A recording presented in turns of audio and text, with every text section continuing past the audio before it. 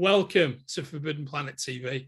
I'm Andrew Sumner, and today I'm honoured to be joined by Femi Fadugba, the author of The Upper World, an excellent new novel that we here at Forbidden Planet love, that you can order from the links attached to this conversation. Femi, how are you today, mate? I'm very well. Thank you, Andrew. Cheers for having me. Oh, mate, thanks so much for joining us.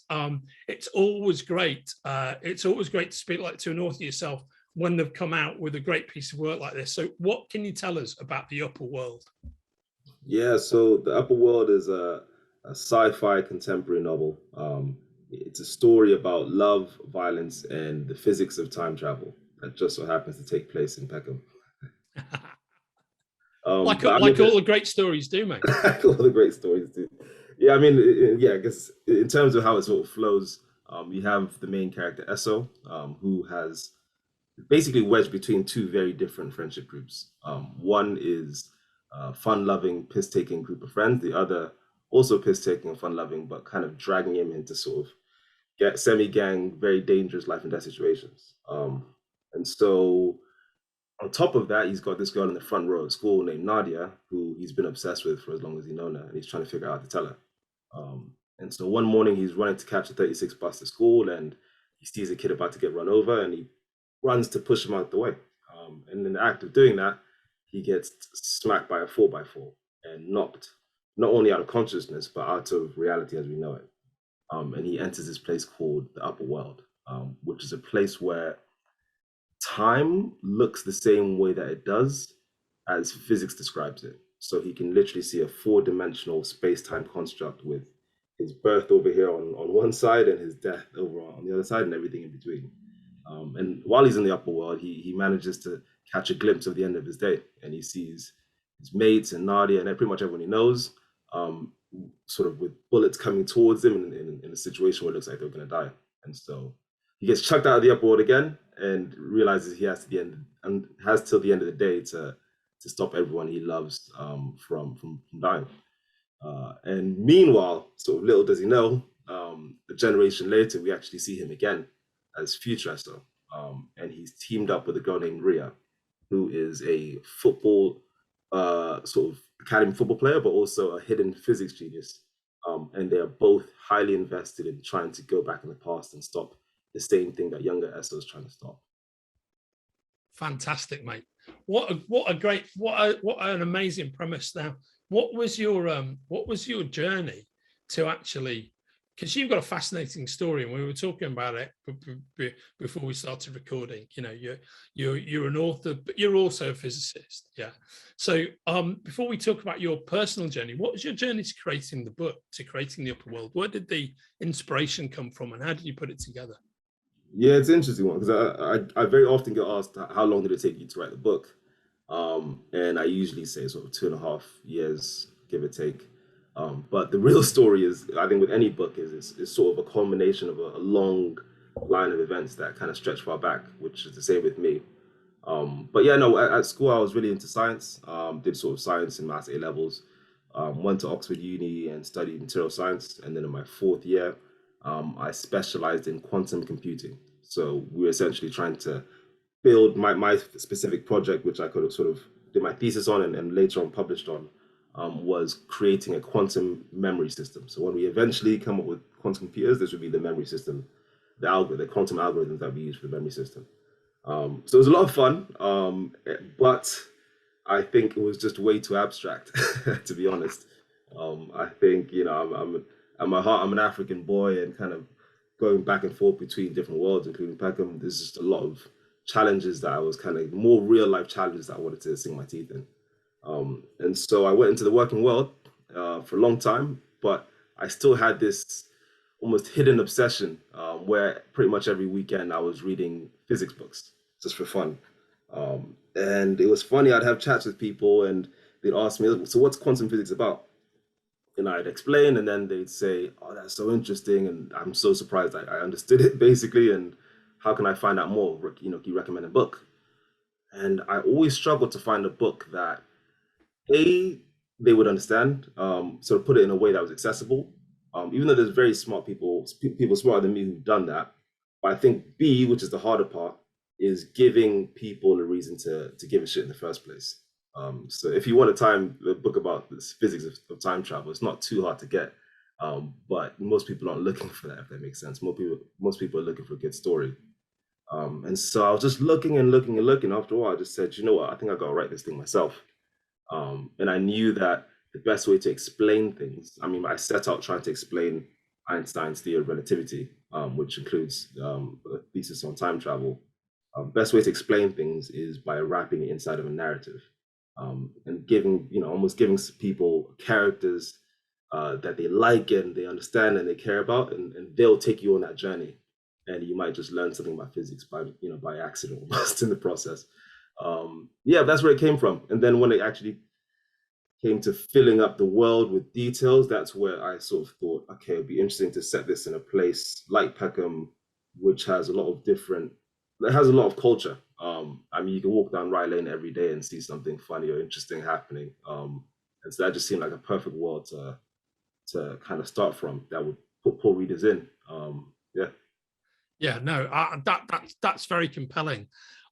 Just to take a step back on your personal journeys you talked about there. What I loved about the way you told that story is that it was supremely humble, because actually I could tell a story about my academic life, which was okay, and it would sound the same. But in fact, you just told the story about actually studying physics at Oxford, studying quantum computing, winning a ton of academic prizes, and in fact, that's just about the most humble rendering of an incredibly stellar academic career that I've ever heard in my life, mate. Thank you, Do you know what I mean? Thank you. I mean, it's unbelievable what you've achieved, and then to be able to, I think there's no nobler pursuit than to take a discipline like the ones which you're an expert in, and try and interpret them for everybody, through the medium of fiction. I think it's a brilliant way to do it. Yeah, 100%. And physics. When you talk about physics to people who haven't studied for a long time, it feels like this sort of abstract, out there thing, but it really is just the study of the laws of nature at the most fundamental level. And so what relativity tells us about time travel, about time, what quantum physics tells us about the nature of reality and even potential multiverses, things like that, these are mind-blowing facts that I think everyone it would be integrally sort of interested in, if explained in a way that was accessible, and enjoyable. And so I think that was kind of always the key to get the message out there. I have this thesis that everybody has this curiosity. But yeah, we'll see how it plays out, I guess. Yeah, my feeling is it's gonna play out extremely well. And am I right in thinking, I read something about you once that one of your kind of main entryways into your studies and into your mastery of your subject was that you were once given a copy of of Quantum Physics for Dummies. Is that right? Do you know what? So that was ever so slightly misquoted. I think I kind of said it was a book like Quantum Physics for Dummies. I think it was that specific book. But yeah, no, I was very fortunate in the sense that when I was a kid, I was not very good at school at all, and really struggled with science and math. But I just happened to have one person, wasn't actually even a teacher, but someone who was just working at school, kind of on the grounds, who gave me a book, which is a very, very basic book about physics. And I read it. I mean, this is back in the days when you didn't have internet to distract you, so it was pretty much the most entertaining thing going. And so I read it, and I was like, "Oh, this is really interesting. This book is saying some wild things about this reality I exist in." And just that initial curiosity was massive. But then I think the key thing is A, piquing a kid's curiosity, but then B, following it up. Sort of, you need something to fill that hunger once it's there. And then I was lucky enough to have sort of some teachers, and that guy also gave me more books, and it kind of just went from there.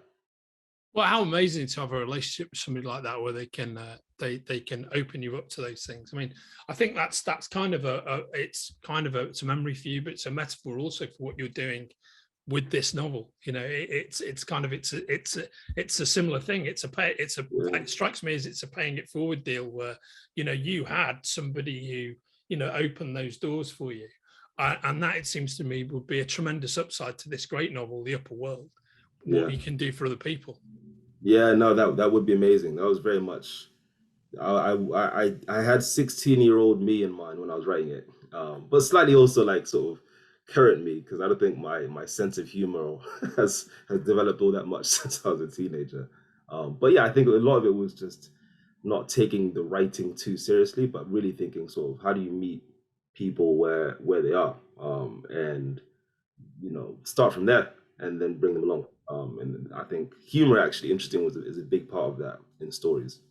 So when I was writing The Upper World, even though it has this kind of sciencey stuff, I was really adamant about just making it a very real story, very real kids. Just, you know, a boy who's kind of arrives at school and is annoyed that he forgot to put on deodorant when the girl of his dreams is sitting next to him. So very real teenagerly concerns.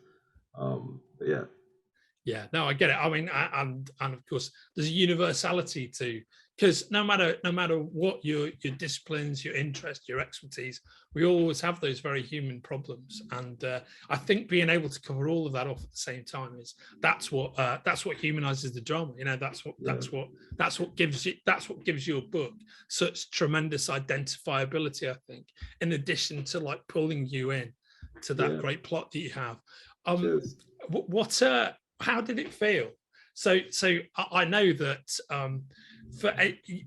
one of the reasons you've got to pick this book up is not only is it a great piece of work, but from the get-go, the minute you wrote it, correct me if I'm wrong, you had a massive like multiple auction about who was actually going to publish it.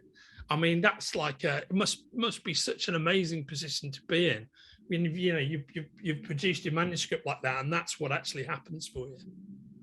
Yeah, it was insane. It was insane, Andrew, honestly. I didn't see it coming. I think by the time I finished writing the book, and I'd gone through quite a lot of drafts, I submitted it was fully done, the manuscript, when I sent it. And I'd done like maybe sort of quite a lot of revisions on it. And I when I was submitting it, I thought this is a good book. Like, I think this is a strong book. I've done something somewhat unique here, and then I think it's reasonably well written. And it deserves to be published. It was kind of my strong conviction. I was almost ready to, you know, when I was submitting, I was almost ready to like have a fight and sort of fight for the right for my book to exist. That was the mind state that I went in with. But like you said, it kind of, I was just incredibly fortunate with how it turned out, and there's a lot of interest. I was surprised. I was really surprised that people appreciated both the Peckham angle, because I just kind of did it on a half whim. I needed, one of the storylines in the book takes place 15 years in the future. And so I needed a place where I could extrapolate in the future. And I'd seen 20 years of change in Peckham kind of coming in and out over sort of a couple of decades. And so that made it easy. Anyway, so that was the part of the choice for Peckham as well.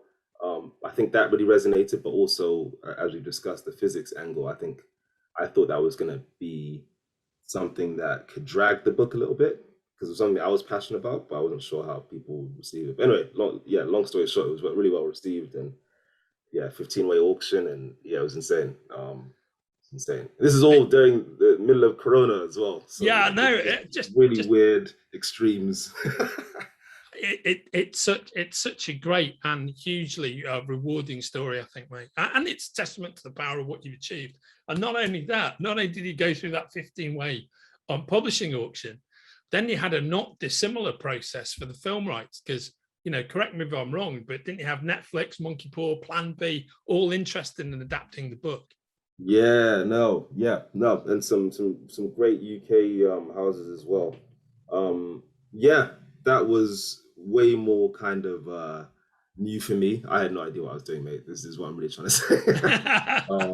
And it was funny because I got linked up with an agent just in that process, a company called CAA, agency CAA in Hollywood. One of the most famous agencies in Hollywood, created by Mike Ovitz, legendary, one of the most famous US agent of all time, mate. Oh, really? Okay. Yeah, there you go. He went on to run Disney.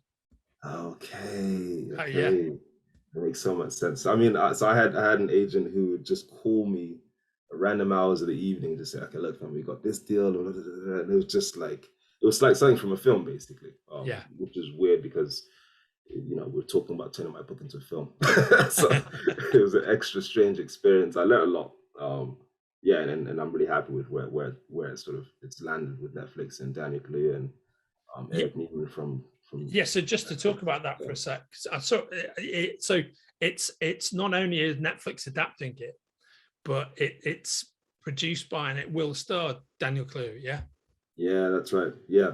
I mean, amazing. which is insane, right? So best actor in the world, can't go too wrong. Yeah, So, yeah. and you know what, one of the great movies about certainly the African American experience, which is Get Out. You know, just such an amazing Yeah. piece of work. Insane piece Yeah, of work, isn't it? just Yeah. what a Nah. wonder. You know, one of the great films of the last 2 decades. You know, amazing Yeah, piece of work. it really But is. It really is. Yeah. but that must be very heartening to have him as the lead, as one of the producers, because he's a guy who picks his projects very carefully. You know, you've Yeah, only got he to is. look at Queen and Slim, everything. You know, I mean, he does quality work, that lad. Yeah, he does. You're absolutely right. And he's a meticulous, very intelligent guy. I think we'll probably see more and more of Daniel over the coming years in terms of the sort of full range of things that his mind can master. But it's been awesome. I'm an executive producer on the project, and so it's not as involved as being a producer, but I'll jump on a call every few weeks and we'll chat through things like the sort of treatment and script, etc. And it's really cool just learning off of him, and just seeing things because he straddles a couple of sides as well, sort of. He's familiar with the Hollywood world as an Oscar Yeah, winner, but also he's from ends, and so he gets kind of the vision that I'm trying to do as well. And so yeah, that's been fun. And then Eric Newman, his company made sort of Bright and Narcos, yeah, as well, and so they're just it's a really powerful combination. yeah. That would make just wonderful. And you know, given the fact that you've been on this incredible journey with this wonderful book, which again, everybody watching this conversation can order from the links attached to this conversation. What's next for you, mate? Well, a couple of things. First is book two. So I think I mentioned at the start of this call that book one is a book about love, violence, and the physics of time travel. Book two is about love, violence. I say love, war, and quantum physics. And so those are the two branches of physics, kind of relativity, quantum. So I want to make the sort of the series complete, and you can walk away feeling like not only have you followed these characters through their full arcs and even sort of their ancestry generationally, but also that you actually have a pretty good understanding of the two strands of physics, the full picture of that as well. So that's the vision. I'm currently writing that, and then also just keeping myself busy with every once in a while, kind of spending some time on the Netflix stuff, as in my EP role there. And then I'm working another project with some mates out here in Peckham, where we're writing a film script on something else. Brilliant. So yeah, it's a fun time. Mate, it really is. But before we go, I want to ask you a question that I ask all the physicists that I meet. Okay. Interstellar, is that film any good or not? Interstellar is a great film. I Yeah, mean, so I think most people's objection is probably the very ending where you kind of have I can't remember exactly well, but he kind of gets in the middle of a black hole or something, and the key to transferring from one dimension back to the other is love. Um, I think most people, most hard sci-fi fans probably would have felt like there was a bit too much of a jump there. I probably felt that tiny bit, but I mean, it's fiction, isn't it? So you don't need to take it too seriously. I respect the amount of physics they incorporated. I mean, that scene on the island, I mean, on the planet with I think it was six times X times gravity. The planet with really strong gravity. There was massive tidal waves. And how they stayed like 15 minutes too long, and that led to them aging decades, on back on Earth essentially in terms of like the relativity of time. I mean, what I can't think of a more powerful way to show a visual of a really abstract concept, Einstein's concept of time dilation. You know, I think now most people who watch that film intuitively understand this. So I think there's a lot of things that, you know, I really admire about the film. And great cast and fun. You are making me want to revisit it, mate, with that sterling endorsement. You know, so maybe I like Christopher Nolan, but that's not one of my favorite Christopher Nolan flicks. But I'm beginning to. My son is interested. He's a philosopher, but he's interested in physics, and he's you know, he's nowhere near as accomplished. He's interested rather than a master of that subject, sure. and he kind of agrees with you. So I thought I'd ask you, and you're definitely. I keep on getting consistently a very similar answer about its merit. So I guess I've got to revisit it. Give it another. Yeah, have a look. Have a look. It's a slightly slow start as well. I remember trying to rewatch it with some friends, and they you know, it's slightly slow start, but it's a ambitious film. And I think you've always got to. I think you got to give people extra applause who really go for it. Even if and sort of go at trying to be awesome rather than perfect, if that makes any sense. Yeah, right on. Yeah. No, I think that's such a beautiful way to put it. And mate, thank you so much for joining us here at Forbidden Planet TV, for joining me here at Forbidden Planet TV. We loved the book, The Upper World, which again, you can buy from the links attached here. And I know, I mean, just the tagline alone, you know, love, violence, time travel. Though, what is there anything better to like center a novel on than those things? You know what I mean? It's a glorious confluence. But the fact that your ambition is educative as well as to entertain, I think, is amazing, mate. Really is very impressive.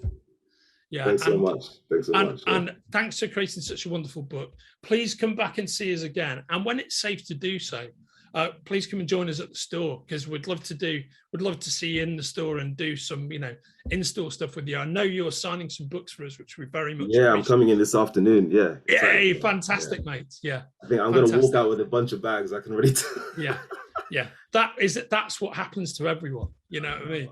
Yeah. So have a good time. Thanks for signing those books for us. And those are the books you can order from the links. And Femi, we'll see you again soon, mate. Yeah. Cheers, Andrew. Thanks for having me. Take care. That's great to speak to you. Likewise. Cheers. Had fun. If you're enjoying watching Forbidden Planet TV and you're enjoying watching us talk to the world's most interesting and accomplished filmmakers, authors, artists, musicians, creators, subscribe right here. See you soon.